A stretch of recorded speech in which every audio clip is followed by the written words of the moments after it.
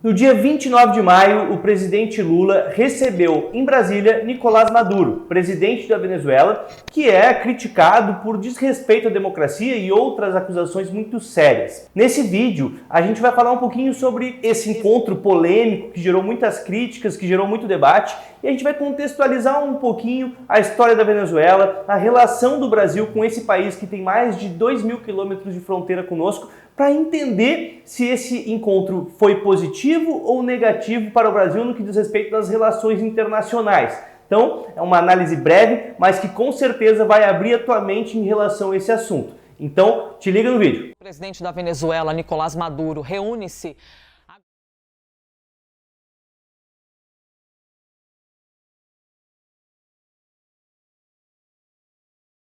Pessoal, para quem não me conhece, meu nome é Pedro Felício, eu sou professor de História, formado pela Universidade Federal do Rio Grande do Sul, e nesse vídeo eu vou falar um pouquinho sobre essa relação do Brasil com a Venezuela, mas antes disso eu faço um resgate da história da relação Brasil e Venezuela para a gente entender bem direitinho esse contexto, né? Se foi positivo, se não foi, entender o porquê das críticas à Venezuela e as críticas ao Lula por se aproximar, né? Uma aproximação já histórica com esses países latino-americanos que têm governos de esquerda, inclusive aqui a Venezuela. Para começar então, pessoal, é necessário a gente entender um pouquinho mais a respeito da Venezuela, que é um país que depende do petróleo. Mais de 90% das exportações venezuelanas são deste mercado petrolífero. Então, para a gente entender um pouquinho isso, é importante a gente fazer um resgate e falar de uma figura importante para a história da Venezuela, que é o Hugo Chávez, o antecessor do Nicolás Maduro.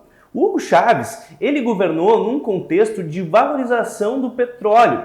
Ele incluiu a Venezuela na OPEP, que é um grupo de países exportadores de petróleo, que tinha o objetivo de valorizar o barril de petróleo no mercado externo, aumentando o preço, e ele vai surfar numa onda muito positiva economicamente para esses países que estavam inseridos nesse setor econômico. Então, o Hugo Chávez, ele vai desenvolver uma política protecionista, vai gerar uma certa renda bem significativa que vai ser distribuída pelos venezuelanos, né? A sociedade venezuelana vai ter um desenvolvimento, um progresso, e isso vai fazer com que ele tenha uma aceitação popular muito grande. Ele vai ser um presidente muito popular. Dentro dessa política protecionista, nacionalista, Hugo Chávez vai dar protagonismo para a empresa PDVSA, que é a estatal de extração do petróleo na Venezuela, tipo a nossa Petrobras. E essa empresa vai dar muita renda para o Estado, que vai desenvolver políticas que vão ter um cunho mais social, fortalecendo a popularidade do presidente. Quem não vai ficar feliz, agradado com essa política nacionalista são, obviamente, as empresas norte-americanas que exploravam o mercado do petróleo na Venezuela e que vão ter um forte concorrente, além de ver um aumento da taxação.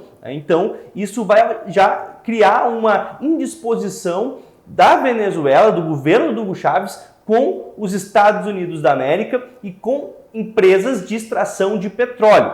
Também é importante ressaltar que Hugo Chávez foi militar e que antes de ser eleito democraticamente, ele tentou um golpe de Estado na Venezuela. Então ele tinha uma associação muito forte com o militarismo. Aqui no Brasil a gente está acostumado a ver o militarismo mais associado à direita, mas isso não é regra no mundo inteiro. Na Venezuela, o militarismo tem uma corrente de esquerda muito forte. Por isso que o Estado venezuelano, com o Hugo Chávez e depois com o Nicolás Maduro, que é o sucessor do Chávez, vai ter um apoio militar muito forte, certo? O Nicolás Maduro se elege num outro contexto, né, utilizando de todo o prestígio do seu sucessor, do Hugo Chávez, mas ele vai ter muitas dificuldades para administrar o país, porque ele vai pegar um período no qual o barril de petróleo está com um valor bem mais baixo, por conta da concorrência com o xisto norte-americano. Então é obviamente que com crise econômica, com dificuldades administrativas, tu vai ter uma maior insatisfação popular. Enquanto o Hugo Chávez governou num período de crescimento econômico, o Nicolás Maduro governa num período de declínio, de crise do petróleo. Essa crise econômica que se configurou no governo do Nicolás Maduro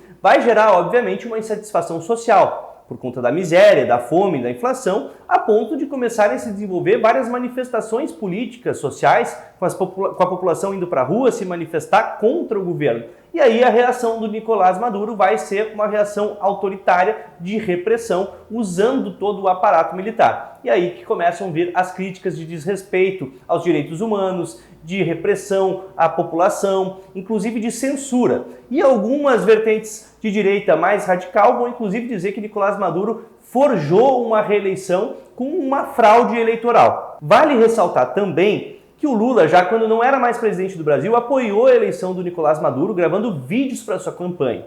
E aí a gente já entra num segundo ponto desse vídeo, que é a relação do Brasil com a Venezuela. O Brasil e a Venezuela têm uma relação histórica, até porque nós temos mais de 2.000 quilômetros de fronteira com a Venezuela. E em diferentes momentos foram criados uma espécie de parceria, de grupos econômicos, não só entre Brasil e Venezuela, mas de outros países, com o objetivo de criar uma unidade latino-americana que proporcionasse uma autodeterminação nativa aqui deste continente que, não tem como negar, foi espoliado ao longo de muitos anos desde a colonização. Essa aproximação dos países latino-americanos a fim de formar uma unidade, de formar um bloco econômico, se fortaleceu principalmente a partir dos anos 2000, quando uma série de governos de esquerda foram eleitos pelo continente afora. O PT no Brasil, nós tivemos no Uruguai também o Pepe Mujica, a gente teve o Evo Morales na Bolívia, a gente teve o Hugo Chávez na Venezuela, enfim, vários países latino-americanos foram então às urnas e escolheram presidentes de esquerda. E aí foi criada a Unisul, que tinha o objetivo justamente de criar essa unidade latino-americana, que tinha esse objetivo, que se falava inclusive de criar uma moeda única aqui no continente. Só que mais para frente, principalmente a partir de 2015, quando a gente tem uma escalada de governos de direita que foram eleitos, aqui a gente tem o impeachment da Dilma com Temer, depois a eleição do Bolsonaro, a Unisul basicamente foi abandonada. E aí foi criada então um novo bloco econômico, uma nova integração que se chama ProSul. A ProSul, que teve a participação do Bolsonaro, tentando reestruturar essa unificação latino-americana, passa a enfraquecer novamente agora, quando a gente tem novas eleições e os governos de esquerda começam a voltar ao poder. E aqui nós temos um problema, gente, que são políticas descontinuadas. Nós precisamos ter uma unidade latino-americana? Precisamos. Claro que respeitando as particularidades de cada país, a liberdade de cada país, mas é necessária uma aproximação, um fortalecimento, assim como a gente tem na Europa, assim como a gente tem em outros lugares do mundo, né? Então, os países latino-americanos, que são países de terceiro mundo, precisam criar uma rede de relações econômicas, precisam ter uma certa aproximação, um certo diálogo. Só que esse diálogo tem que ter uma continuidade e não ficar alterando de acordo com a ideologia de cada governo. Neste sentido, então, no dia 29 de maio de 2023, o presidente Luiz Inácio Lula da Silva, do Partido dos Trabalhadores, recebeu aqui no Brasil o Nicolás Maduro, que não vinha aqui desde 2013, quando a Dilma era presidente, e que inclusive teve as relações rompidas com o Brasil durante o governo do Bolsonaro. O Lula então recebeu ele aqui um dia antes dessa reunião com todos os presidentes da América Latina, e eles tiveram reuniões mais privadas e tiveram comitiva de imprensa para dar entrevista para os jornalistas. E aí que vem o ponto sensível. Para falar desse encontro, a gente tem que fazer uma análise mais fria, entender a importância diplomática, que foi positiva, e entender o ponto da ideologia, que o Lula falhou ao fazer comentários que defendiam o Nicolás Maduro e que ignoravam uma realidade de repressão, de miséria e de pobreza que existe nesse país. Do ponto de vista diplomático, então, é sim positiva essa retomada da relação, porque, como eu comentei, o Brasil tem mais de 2.000 quilômetros de fronteira com a Venezuela, e esse país tem enviado para cá milhares de refugiados que fogem da pobreza e vêm para cá, né, com a expectativa de ter uma vida mais saudável, mais feliz, enfim. Não tem como, independente do governo ser de direita ou de esquerda, fingir que não existe esse país, que tem 2.000 quilômetros de fronteira com a gente, que tem dívida conosco. É importante esse diálogo, é importante essa comunicação, é importante a negociação econômica. Agora, do ponto de